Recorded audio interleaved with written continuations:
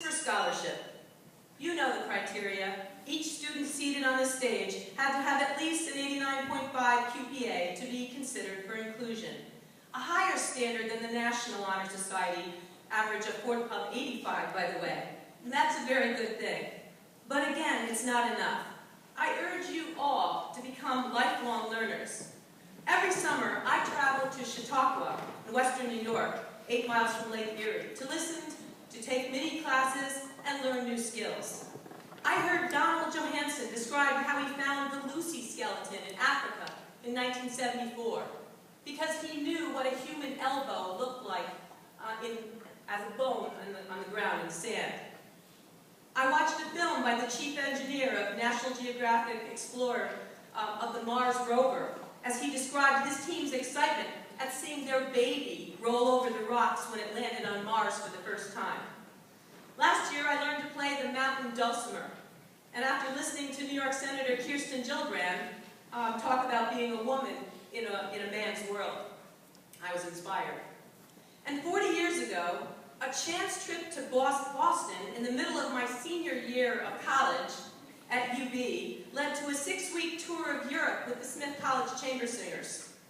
I had gone to Boston to take 2 winter break classes and received an invitation from the Smith Singers to accompany them on their European tour, just because I went with my best friend to rehearsals and started helping out the altos. They appreciated the aid and invited me to come to Europe with them. The only problem was I needed $1,000 to make the trip. My dad had already committed $600 for me to go to Australia for my first teaching job, and he didn't have another $1,000 to give me, 3 other kids in the family. C is for character. I wrote to my great Aunt Millie, a middle school math teacher, unmarried, no children, to ask if I could borrow $1,000. I told her I had a job in Australia and promised to pay her back. She agreed, sent me the money, and I had one of the best times of my life singing all over Europe with 49 other young women. But that isn't the point of the story. When I came back from Europe, I was home in New York State for a few weeks and then flew to Sydney in my school in Fairfield West, Fairvale High School in the state of New South Wales. With every bi-weekly check, I sent Aunt Millie money, $20 here, $10 there, until it was all paid off, which took almost a year and a half. One day, when I was finished paying off my loan, I got a letter from my aunt. I clearly remember walking back from the mailbox and ripping open the number 10 envelope. As I pulled out the piece of writing paper, something fell to the ground. When I picked it up, I couldn't believe it and started shaking. A check for $1,000 with a little note attached to it that said, "Now you can keep it." C is for character. S is for service. And here I want to talk about the wonderful students to my right. From the beginning of February to May, they performed many, many people hours. Don't get me started about San Francisco and the debate over manhole covers if they want to change to people hole covers. From making peanut butter and jelly sandwiches at the church in Prospect to Valentine's Revettes, Woodland Vets, to sorting and folding clothes for Acts 4 Ministry in Waterbury, to Mike's senior project, packaging soup mixes for hungry children in Haiti, to Allie's dad's car wash, to the bake sale at Beacon Falls Pharmacy this past Saturday, I saw camaraderie, concern, and kindness. All honest work has dignity. The smallest job can make a big difference in someone else's life. So again, I would exhort you all to look for ways for the rest of your lives to help others. Don't be the bystander. Step up to the plate. Offer before someone has to ask you. And be as kind to the janitor as you are to the CEO. The former will usually be more helpful on a day-to-day basis. Finally, L is for leadership. 8 years ago, I developed bilateral breast cancer. 3 years ago, I had the idea that I could make a statement about fighting my cancer by climbing Mount Washington for my 60th birthday to celebrate my 5-year survival milestone and getting off a drug that kept the tumors away but severely impeded my knee joint flexibility. So I started to plan my ascent, and in so doing, attracted other survivors. I wanted to show others that a cancer diagnosis didn't have to be a death sentence, that people coming off chemotherapy and radiation and surgery could not only survive, but thrive. So 2 summers ago, I led 8 other women to the summit of Mount Washington, 6,288 feet.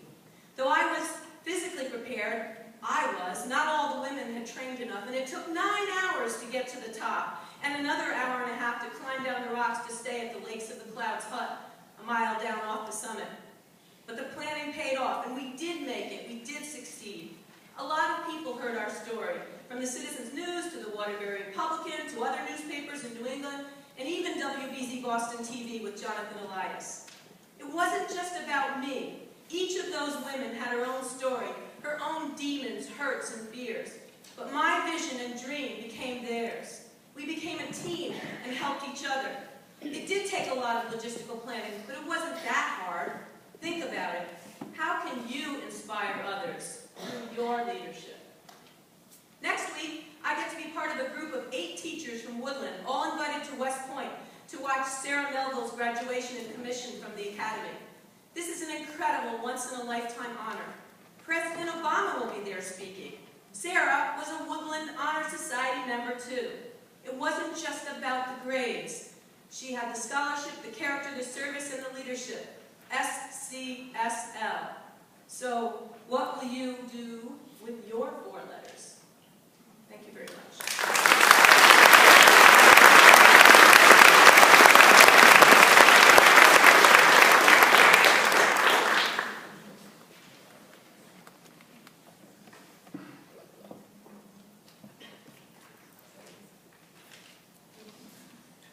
Thank you, Ms. Pels. At this time, I will light a ceremonial candle to signify the beginning of the traditional induction ceremony.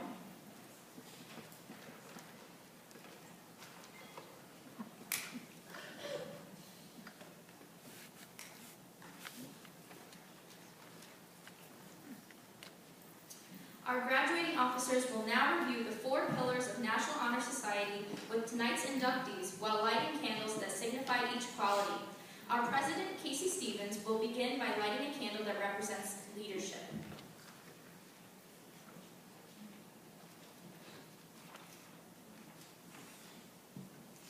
The candle that I light represents the National Honor Society responsibility to leadership. Leaders should exert a wholesome influence upon the school. In taking initiative in class and school activities, the real leader strives to train and aid others to attain the same objective.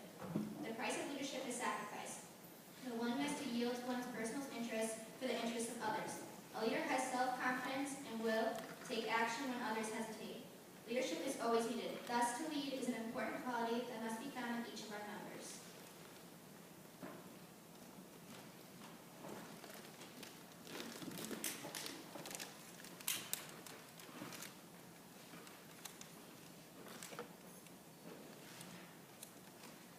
Our Vice President, Aya Galal, will light a candle to represent scholarship.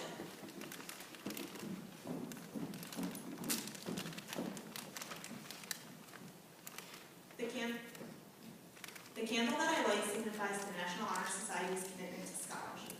Scholarship is a commitment to learning. A student is willing to spend hours studying when he or she truly understands the lasting benefits of knowledge. We should continue to learn even when formal education has ended, for education is a lifelong process. Knowledge is one great element in life which leads to the highest success and can be acquired in only one way, through diligence and effort. Our members have achieved high scholastic standings because they appreciate the hard work and enthusiasm that is associated with the acquisition of knowledge.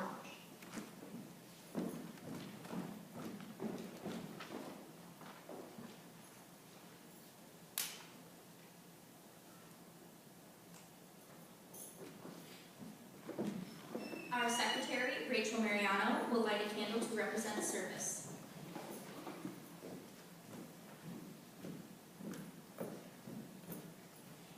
The candle that I light represents the National Honor Society dedication to service. Service can be described in various ways. It can be to one's family, to the community, to the school, or to the country. In the routine of a day's work, many opportunities arise to help others. Willingness to help others without monetary compensation or recognition is the quality we seek in our members.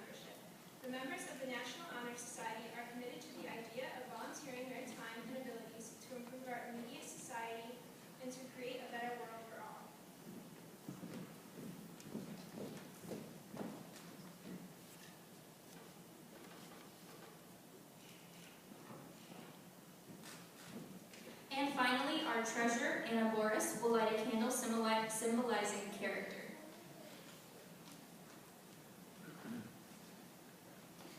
The candle that I light represents the National Honor Society's expectations of character. Character is who you are when no one else is watching. Character distinguishes each of us as individuals. It is this force of character that guides one through life and, when developed, grows steadily. We must be, in reality, what we wish to appear to others. By demonstrating qualities of respect, responsibility, trustworthiness, fairness, caring, and citizenship, we, the members of National Honor Society, must prove our character every day.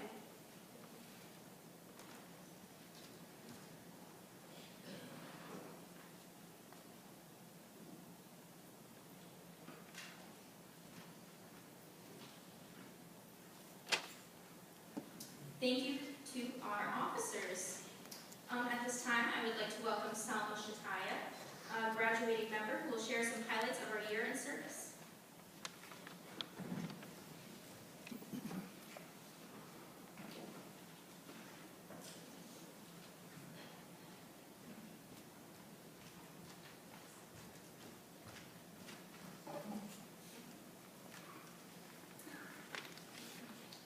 It is my honor to share with you some of our projects that we worked on this year. As leaders in character and service, we embrace our responsibility to plan and execute fundraisers and community service projects with positivity and dignity.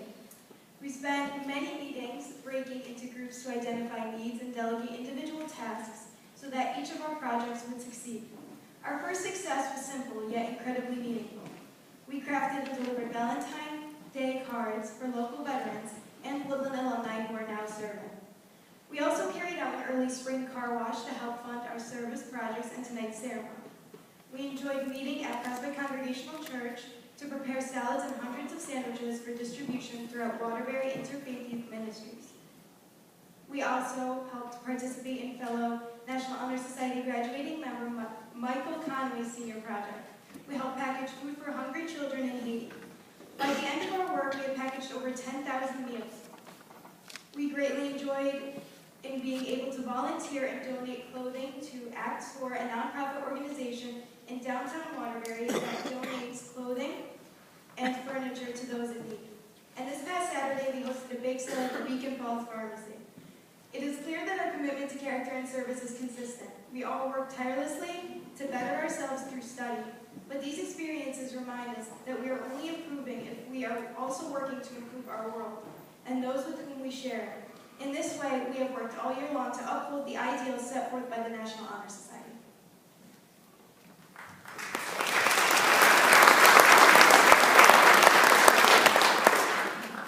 Thank you, Salma. We will now distribute certificates to graduating members to recognize their accomplishments as active members of our organization. Unfortunately, the cords we ordered could not be here tonight, but will be received this Thursday and handed out at the next Honor Society meeting. To distribute the certificates, please welcome our advisor, Ms. Pels, and principal, Mr. Ogren.